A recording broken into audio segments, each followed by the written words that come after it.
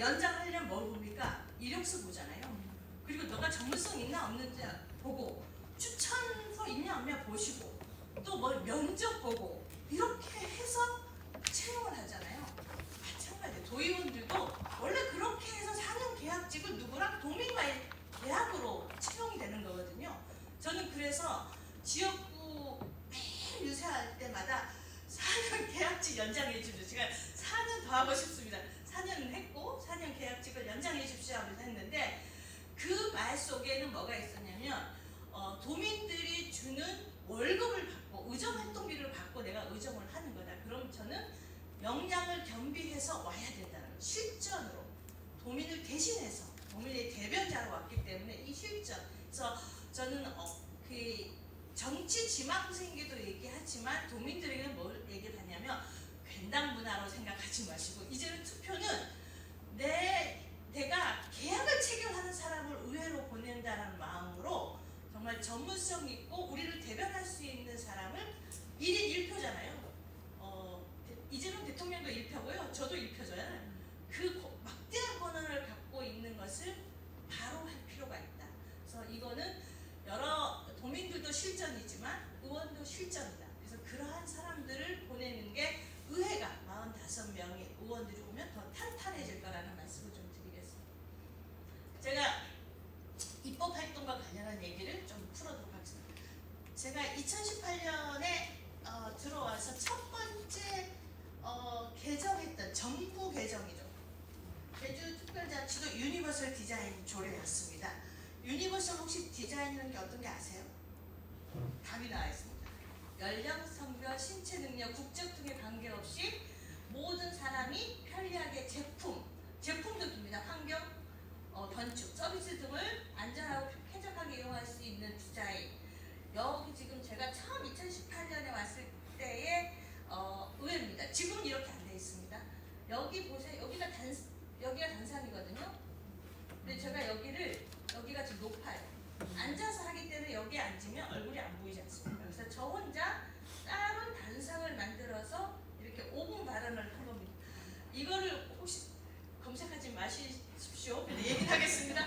제가 이때 정말 5분 발언이 펑펑 울면서 했습니다. 그게 왜냐면 그 당시에는 43명이었던 걸로 기억합니다. 제3도 배제와 분리된 삶을 살아서 여기 왔는데 여러분들 도의원 대단하게 보이지 않습니까?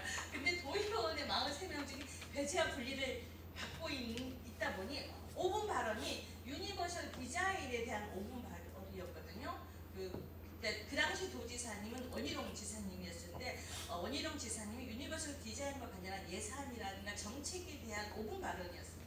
근데 그 발언을 하는데 제 삶이 주마등처럼 떠오르는 거예요. 그러다 보니까 눈물이 펑펑 해서 눈물의 5분 발언이라고 해서 기자들이 정말 많이 써서 제가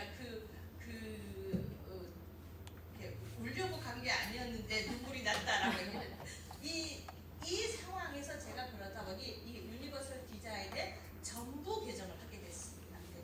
그래서 그때 제 마음은 장애가 되지 않는 세상. 장애라는 건요 저뿐만 아니에요. 제가 지금은 우리 두 딸이 다 결혼을 했지만 우리 딸이 청년 시절에 우리 오늘 사회 보신 분도 청년이죠. 네. 청년 시절에 지금은 더더욱 일자리가 어려워요.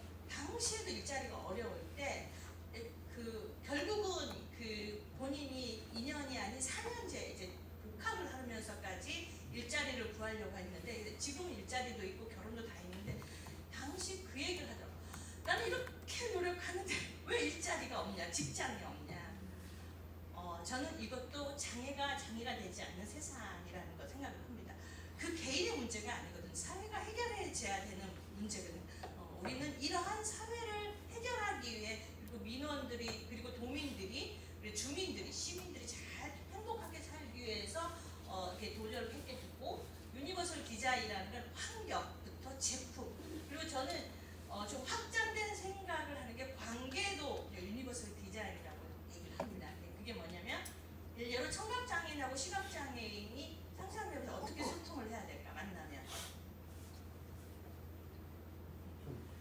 정말 어렵습니다.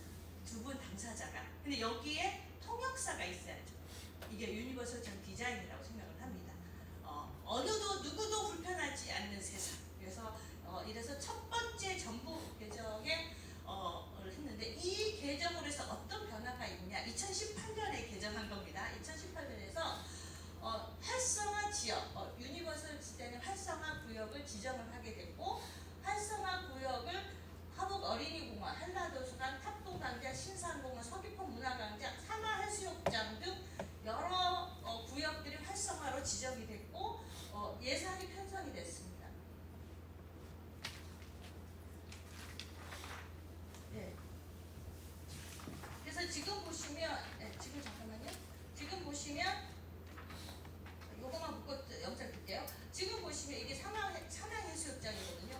실은 여기 저가 이사 가고 이거만큼 해결해야겠다는 게 여기서 오다가 뚝 끊기고 그 다음에 또 연결이 돼 있어요. 그러면 유모차 하실 분들도 여기 내려올 수가 없어요. 그래서 이 통로가 다 막혔었거든요. 그래서 이 통로를 폈습니다. 이 통로를 폈고 여기도 내려갈 수 있게 공사를 해서 아예 이렇게 모든 사람. 근데 이게 실은 이 민원을 처음 제기하신 분은요, 그 애기 엄마셨어요. 장애인이 아니고. 제가 아이하고 유모차로 삼양해수욕장을 산책을 할 때 늘 여기 오면 걸려서 다시 돌아간다는 거예요. 여기 내려오는 과정이 너무 힘들다. 이렇게 아빠랑 같이 안 가기가 힘들다 해서 제가 이사 가자마자 당시 시장님이 안동훈 시장님이었던 것 같아요. 얘기를 하면서 이렇게 정말 탈바꿈했더니요, 많은 분들이 여기서 산책도 하고 여기가 그러니까 젊은 엄마들이 모임 장소가 됐습니다. 그러면 우리가 유니버설 디자인이 얼마만큼 변화를 주는지 잠깐 영상 하나 보도록 하겠습니다.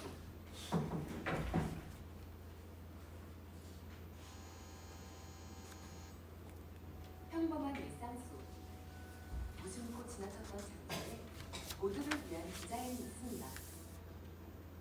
편하게 오르내릴 수 있도록 차체 바닥이 낮고 경사판이 설치되어 있는 저상버스, 휠체어 장애인 좌석을 배치한 공연장은 장애인, 비장애인 모두가 공연을 즐길 수 있도록 문화시설에 유니버설 디자인을 입혔습니다.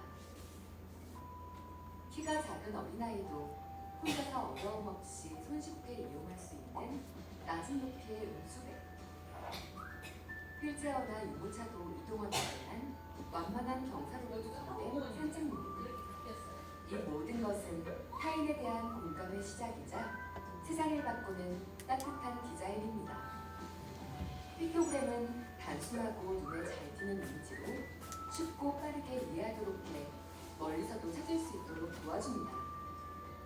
높이가 다른 수면대 배치는 이용자 모두가 불편함 없이 이용할 수 있고, 단차 없는 횡단보도의 경우 어린이, 노약자, 장애 여부 등에 상관없이 안전하게 횡단보도를 건널 수 있으며, 학교 앞 옐로 카펫은 어린이들의 안전지대가 됩니다. 우리들의 평범한 일상이 편안한 일상으로 바뀌는 디자인, 제주 유니버설 디자인입니다.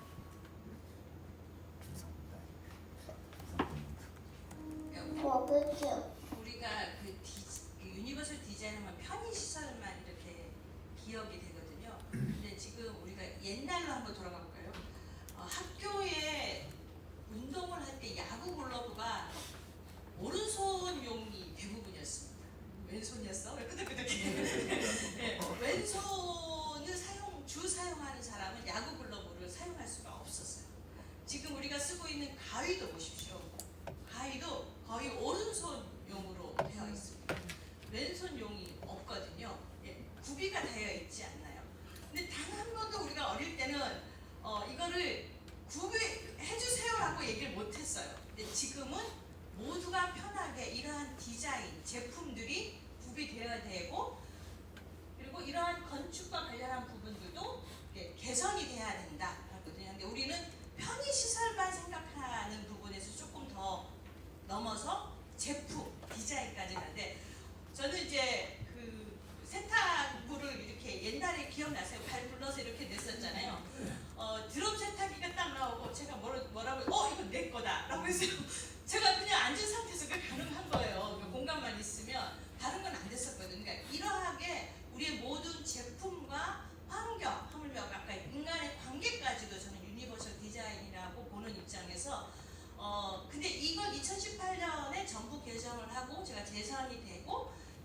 이게 도지사님을 대상으로 도정 질문을 하면서 제안했던 부분이 이겁니다. 제가 전면 개정을 할 때 도민 참여단이라고 있었습니다. 2018년에. 근데 제가 2022년에 도정 질문을 하고 도민 참여단을 만들 필요가 있다. 예산을 투여할 필요가 있다. 이게 뭐냐면 정치는 정치인만 하는 게 아니에요. 오늘 이렇게 여기 배우시잖아요. 도민들도 할 수 있는 정치의 마당을 심어주잖아요. 이 도민 참여단은 본인들의 동네, 제가 제안했기 때문에 삼양동을 제일 먼저 한 것 같은데요. 본인들이 살고 있는 동네에 정말 아까 같이 음료대도 높낮이가 좀 어렵거나 또 턱이 있는 것들을 발견해서 제안하는 것들이 필요하다. 그래서 도민 참여단을 모집을 해서 16명, 그 다음에 22명, 그리고 25년도에 22명을 했습니다. 그래서 여기 보시면 이게 지금 현재 탑동이에요. 이렇게 되어 있는 걸 이렇게 만들자고 제안을 한 겁니다. 경계, 너무 충돌하고 아이들끼리 충돌하니 이런 경계를 이렇게 선만 그리면 되고 색만 그리면 되거든. 이런 것들을 제안하는 겁니다. 자, 이분들의 활동이 이겁니다. 이런 많은 부분들, 이렇게 무더위 있는 이게 아마 신상공원 그림인 것 같습니다. 근데 이렇게 햇빛을 가릴 수 있도록 이 더운 여름에 좀 해보자. 이러한 것들을 이분들이 하신 겁니다. 그러니까 이렇게 해서 도민 참여단 예산이 편성이 됐어요. 근데 지금 제가 이 숙제를 왔잖아요. 그럼 요 제안을 한 거, 이렇게 제안을 한 거에 시설비가 투자가 돼야 되지 않습니까? 그래야 우리가 지금 변화된 모습을 보여주는데, 그래서 제가 또 도정 질문을 한 게 도지사님을 대상으로 우리 주민참여 예산이라고 있습니다. 주민참여 예산에 시설비가 상당히 많이 들어가거든요.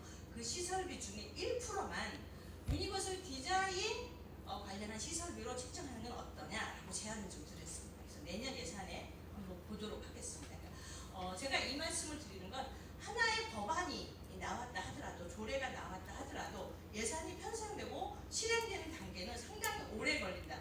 그래서 여러분들 초선만 사랑하지 마시고 재선 삼선도 사랑해 주시기 바랍니다. 그래서 이렇게 제가 2018년에 하기 시작을 한 조례가 2020 지금 5년까지도 이걸 가고 있고, 내년에는 이 시설비까지도 지금 제안한 상태고, 이번에 지금 내년 예산 편성하고 있거든요. 그래서 유니버설 디자인 담당하고 이 얘기를 지금 조율하고 있다는 말씀을 드리겠습니다.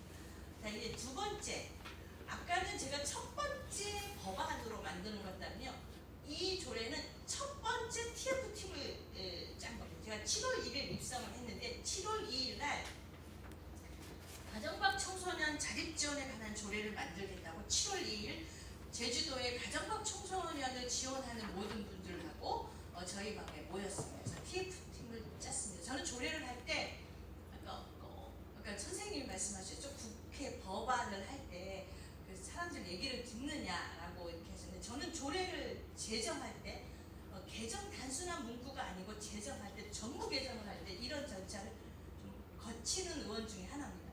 그래서 TF팀을 하고 이 관련해서는 뭘 주려고 했더냐면 주거정착금입니다. 가정박 청소년들이 청소년 쉼터에 나올 때는요, 우리가 보호아동들은 본인이 어릴 때 들어갔다가 성인이 돼서 나올 때는 보호아동에게는 어느 정도 자립지원금을 줍니다. 지금 1,500만 원 줬는데요.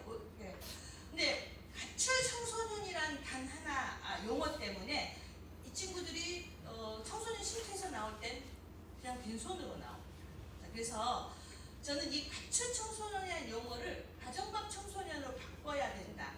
정말 자랑스럽게 법안으로 제1호 수정되고, 그 후에 여성가족부가 가정박 청소년으로 이름을 바꿨습니다.